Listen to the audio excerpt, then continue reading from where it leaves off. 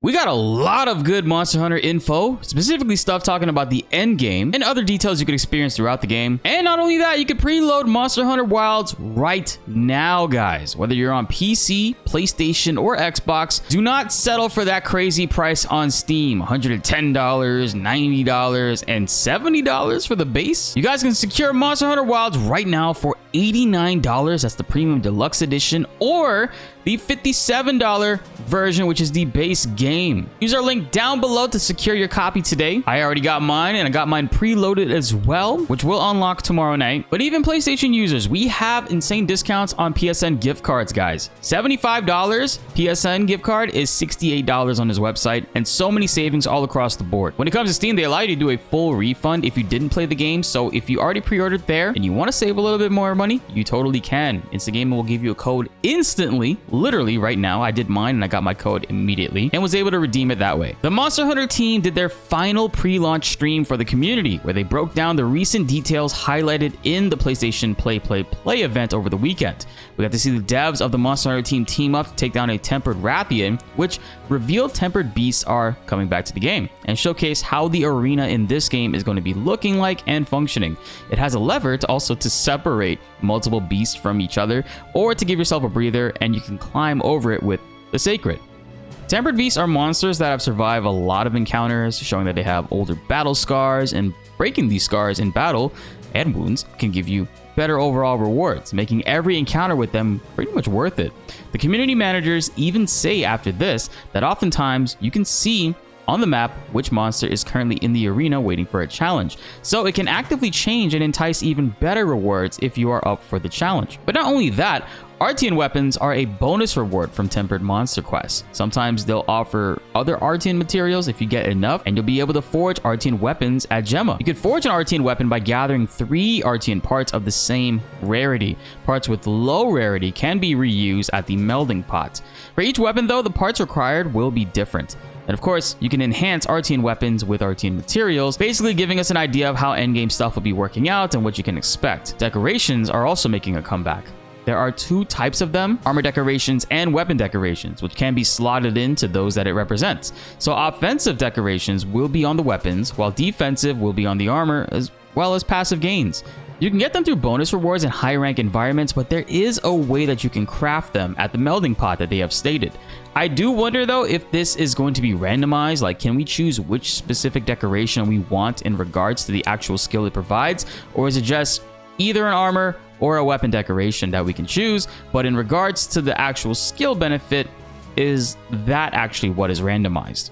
I want to get a little more clarification on that because I'm currently unsure, but the game will be out very soon, guys, almost less than 24 hours. So we'll be able to find out then. What do you think? Will it be randomized depending on the skill where you can't choose exactly what you want? Let's say like a crit bonus versus what you'll be able to choose what you want. I feel like for the sake of grind and replayability, it's probably going to be randomized. It's kind of a safe bet to say. Also, they said decorations that have several skills can be obtained from tempered monsters, which is kind of exciting to see. I'm still new on the subject, but does this mean that some drops of decorations, will they allow us to have 2 different skills on it, or do they mean that it will be the same skill but of a higher level variety? So this way the bonus rewards are going to be a little bit more potent. To me, it sounds like gem slotting in other games, where you have armor slots and can apply them to generate different skills and abilities, which is very typical of most endgame content and stuff like this. Like Final Fantasy XIV, they use materia to boost stats like crit and others, and in Grand Blue Fantasy Relink, they did something similar as well, and you were able to overcap certain skills depending on which ones you got. This is typically the general move most games go for, but I am new to Monster Hunter, so I want to hear what you guys think, because it sounds very similar to that front. Tempered beasts are not only going to be in the arena though, they showed us right after the fact that they can be roaming around the world, which is pretty awesome and makes more sense to the world. You can see the Artian part rewards and decorations as well as other rewards when highlighting them, so you can decide whether or not you want to go for them specifically, either through the environment map or the field survey. But you can also rest at the camps to change the time of day or seasons and weather, because depending on the weather, certain monsters may be appearing, or they may be dormant or hidden for quite some time. This feature is going to be really awesome for the future of Wilds and seeing how things overall get affected as they eventually do add more stuff to the game. If there is a field survey or quest though that can expire, or that you might want to do a little bit later, they did announce that you can use guild points to save them, and those quests are limited in how many times you can complete them, but this is awesome to see, especially if you're busy with the current task and you see something on the map coming up. You can keep it on the back burner and save it for later, which is convenient since the game system is a living and breathing environment. Can you imagine a full server seeing this and running up on monsters together? I mean, this is ideal to even save monsters for friends that you can bring along later on. Say you're online at a point and one of your friends is not on and they need a specific loot from a monster. You could save that quest with guild points, and then later when they're online, you guys can both tackle this together. This makes farming together have a really cool dynamic in implementation. Because say you have one saved and another friend has another one saved. You can run this however many times as possible until it's gone, maybe 3 or 4, and then run it again from somebody else who might already have it saved, kind of generating more communication within the community among others too. And if you completed a monster that you wish that you kept as an investigation, like say you already completed it and you're thinking like, oh man, I should have waited for my friend, you could actually go through your history and save it retroactively as an investigation afterwards, which is a fantastic quality of life feature because sometimes you might not want to wait. This is all fantastic news, I think, and I think I've seen a lot of comments as well talking about how people are disappointed that the Gathering Hub has gone away in Wilds, which is true. The world itself is kind of the Gathering Hub, but I think there is an opportunity in the future to see things maybe come back. I was watching a Rage Gaming video, shoutouts to them, and they pointed out that in the story, we are here because there are forbidden lands that have never been explored, and part of our expedition is basically how all of this story unfolds. So as we're roaming around, setting up camps here and there, there's no essential hub per se.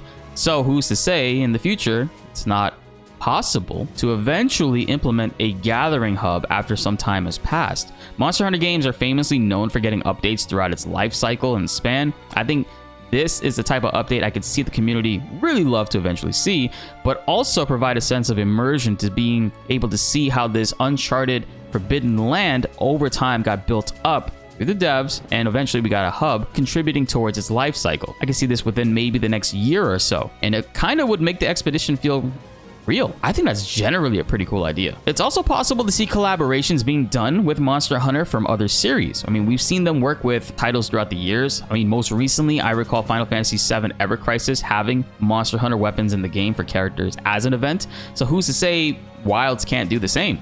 I can already think of some amazing things like a Masamune Longsword or a Greatsword Buster Sword, Chocobo Sacred Skin since we can customize them. Legendary monsters, I mean, Final Fantasy is filled with them, from behemoths, Bahamut, a lot of that stuff that they could really work with. I don't expect this anytime soon though, of course, since Final Fantasy VII Rebirth has already been out and they don't really have anything else to kind of promote.